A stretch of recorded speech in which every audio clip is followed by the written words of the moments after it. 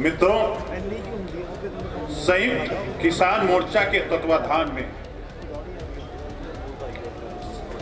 दिल्ली हरियाणा का ये बॉर्डर, सिंधु का बॉर्डर में आप भगत सिंह के वंशजों, चंद्रशेखर आजाद जी के वंशजों, वीर कुंवर सिंह जी के वंशजों का, माताओं एवं बहनों, क्रांतिकारी युवा साथियों का इस किसानों का आंदोलन में हार्दिक स्वागत और अभिनंदन करते हैं। आज हमारी वजूद पे प्रहार किया गया है, किसानों के वजूद पे प्रहार किया गया है, अन्नदाताओं के वजूद पे प्रहार किया गया है। आज पहले से मिलने वाली अधिकार को कृषि कानून में जो पहले से प्रावधान थे, उनके हितों में से जो हम लोग को अपना जीवन गुजर बसर करने का कुछ रास्ता मिलता था, उसको बंद करने का प्रयास किया गया है। आजादी के पहले 200 सालों तक हमने गुलामी झेली है। इतिहास के पन्नों में दर्ज है वो हर एक शब्द को एक बार पढ़ने पे आज भी कई जगह पे दर्द, कई कांटे चुभते हैं। एक बार उन 200 सालों के इतिहास को याद करने की जरूरत है। जिस तरह से ब्रिटिश कौम के लोग या ईस्ट इंडिया कंपनी व्यवसाय के माध्यम से हमारे सोने की चिड़िया भारत में कदम रखा था और धीरे धीरे धीरे पूरे देश को पहले आर्थिक गुलाम बनाया और उसके बाद पूरी तरह से गुलाम बना दिया। आज की जो भाजपा की सरकार है केंद्र में, वो उनके यहां गुलामी करने वाले लोग ही उस पार्टी का बुनियाद रखे हैं। तो उनकी सोच आज भी वही है जब आजादी के पहले वो सोच थी।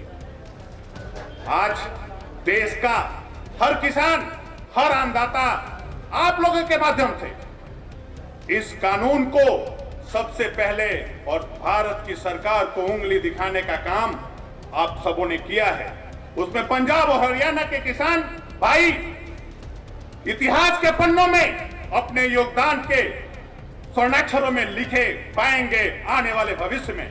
आज अगर आप लोगों के द्वारा आवाज नहीं उठाई जाती तो पता नहीं भारत की निर्मयी सरकार किसान भाइयों को क्या हालात पैदा करते। इसलिए बिहार ही नहीं, पूरा देश का प्रत्येक किसान आप सबों के सामने खड़ा है। हमारे बिहार में 2006 में मंडी व्यवस्था समाप्त हो गई। वहां भी आज की जो केंद्र की सरकार है, उन्हीं के पास वहां का कृषि मंत्रालय है। ये उनको पता नहीं। एमएसपी का तो स्वाद ही नहीं पता कि एमएसपी का मतलब क्या होता है। कुछ चंद लोग जो सरकार के या वहां पैक्सों के माध्यम से धान की खरीदारी होती है, 4% अभी खरीदारी हुई है, उसमें भी वो लोग बिचौलियों के माध्यम से धान खरीदते हैं। किसान से डायरेक्ट धान की खरीद नहीं होती। तो 3 जो काले कानून है 1955 में, जहां तक मुझे जानकारी और कुछ लोगों ने बताया भी है, आवश्यक वस्तु अधिनियम कानून बनाया गया था कि आप आवश्यक वस्तु का भंडारण बहुत दिनों तक बहुत ज्यादा सीमा में नहीं कर सकते। आप थोड़े जितना जरूरत है उससे ज्यादा करने का अधिकार था। लेकिन आज कानून आने के पहले मैं सुन रहा हूं कि पंजाब, हरियाणा और देश के अन्य इलाकों में वेयर हाउस बन गए हैं, जिनके हाथों की कठपुतली आज भारत की सरकार है। वो सामान आपको कम रेट पे खरीदेंगे और इसमें केवल किसान प्रभावित नहीं होगा, इसमें देश का हर वो मध्य वर्ग प्रभावित होगा। आप आज हमारे यहाँ 1500 में धान बिक, 1300 में 1200 में धान बिक रही है, तो वहां का कोई भी खरीदार जिसको जरूरत है वो 100 रुपया 50 रुपया ज्यादा देके खरीद ले रहा है। लेकिन जब ये माल वो उद्योगपति खरीद लेंगे तो आपको वो 1200 का माल 30,000, 3500, 4000, फिर तो वो रेट तय करेंगे। तो मेरा ये कहना है इस भारत सरकार से, और आप लोगों के सामने ये बात कहना चाहता हूं कि भंडारण का अधिकार या तो किसानों के पास हो या तो सरकार के पास हो। हमारा न्यूनतम समर्थन मूल्य एमएसपी, जो फसल का सबसे कम कीमत पहले ही निर्धारण है, आप उससे भी कम बेचने के लिए मजबूर हो, वही तो कानून बनाना चाहती है। और ये सरकार की नीति यही है कि हम सबों को इतना आर्थिक रूप से कमजोर कर दें कि आने वाले भविष्य में इस सरकार के खिलाफ कोई आवाज नहीं उठा पाएगा। अभी कोरोना काल में जब बिहार और यूपी के लोग को, जब वर्कर आपके यहाँ भी पंजाब, हरियाणा में, गुजरात में, महाराष्ट्र में काम करने जाते हैं, उनको कोरोना काल में भगाया गया। उनकी ताकत नहीं है, उनके पास पूंजी नहीं है, उनके बच्चे पालने के लिए पैसे नहीं है, परिवार चलाने के लिए पैसे नहीं है, और उनको पैदल 1200-1400 किलोमीटर, कितना तो साइकिलें से गए, अपना सारा कुछ व्यवसाय छोड़कर। वो मौजूदा हालात अगर आप अपने नजरों से देखेंगे, या गोदी मीडिया तो बहुत कम दिखाई है, फिर भी जितना दिखाई है, आप अगर एक बार उसके पीछे सोचेंगे तो कितना दर्द होगा। आज ये 2 डिग्री 1 डिग्री के टेम्परेचर में, तापमान में हमारे किसान भाई अपने हकों की लड़ाई के लिए बैठे हैं, और हमारी चुनी हुई सरकार हमारी बात नहीं सुन रही। आपने कोरोना काल में, और उसमें भी अध्यादेश के माध्यम से आपने कानून बनाया, और कानून कैसे पास कराया? बिना चर्चा के। आप हमें कुछ देना चाहते हो, आप हमसे बात करो, एक कमेटी बनाओ, देश के हर कोने में जाके, 29 स्टेट हैं, अलग अलग संस्कृति है, अलग अलग पानी का व्यवस्था अलग है, मौसम का मार अलग है, आप वहां के परिस्थिति को समझो, उसके बाद कानून बनाओ। हमारे हितों के लिए कानून बना रहे हो और हमसे बात ही नहीं कर रहे हो अपने मर्जी से। और कानून कौन बना रहे हैं?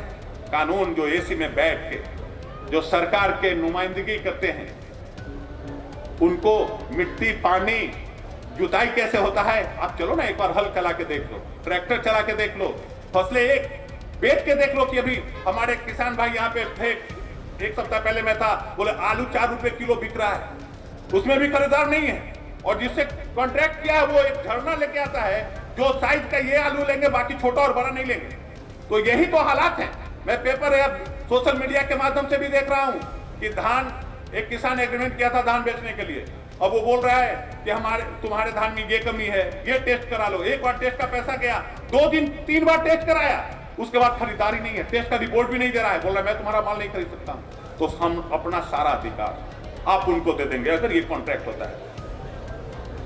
वो तय करेगा, वो अपने सामान, बीज, खाद का तो कीमत वो तय करता ही है, लेकिन आपके भी फसलों का कीमत वही तय करेगा। तो अपने हाथों को बंधने ना दें। ये आंदोलन एक बड़ा रूप लेगा, और जम्मू कश्मीर से कन्याकुमारी तक ये आंदोलन अब बचा नहीं है। एमएसपी क्या होता है, मंडी व्यवस्था क्या होता है, आवश्यक वस्तु अधिनियम क्या होता है, पंजाब और हरियाणा के किसानों ने पूरे देश के किसानों को बताने का काम किया है। आप बधाई के पात्र हैं इसके लिए। देश का कोई भी किसान भले भारी संख्या में आपके यहाँ मौजूद नहीं हो पा रहा है, आपके समर्थन में खड़ा नहीं है, लेकिन उसमें जागृति हो गई है। बिहार के किसान तो काफी आर्थिक रूप से कमजोर हैं, काफी कमजोर हैं, और 1100-1200 सब दिन बेचते हैं, उससे ज्यादा की कीमत की धान वहां पे कभी नहीं बिकी, आज भी नहीं बिक रही है। 1868 के एमएसपी पे आप चले जाइए, किसी भी किसान का धान नहीं बिक रहा है, आप सर्वे करा लीजिए। तो मैं इन्हीं चंद बातों के साथ आप सबों का, बिहार से हम लोग 40-50 लोग आए हैं अपनी गाड़ी से, 1 सप्ताह से मैं यहाँ हूं, मेरा टेंट भी लगा है। आप सबों को इस आंदोलन के लिए बधाई देते हुए मैं अपनी बात को समाप्त करता हूं। जय हिंद, जय भारत, जय जवान, जय किसान। ਹੁਣ ਸਮੱਸਿਆ ਭਾਵੇਂ ਕਿੱਡੀ ਵੀ ਹੋਵੇ, ਘਬਰਾਉਣ ਦੀ ਲੋੜ ਨਹੀਂ, ਕਿਉਂਕਿ ਪੰਡਿਤ ਵੀਕੇ ਸ਼ਾਸਤਰੀ ਕਰਨਗੇ ਤੁਹਾਡੀ ਹਰ ਸਮੱਸਿਆ ਦਾ ਸਮਾਧਾਨ।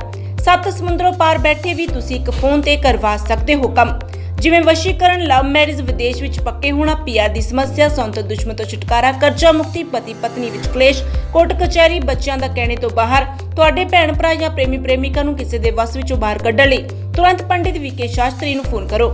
99 682 98 782।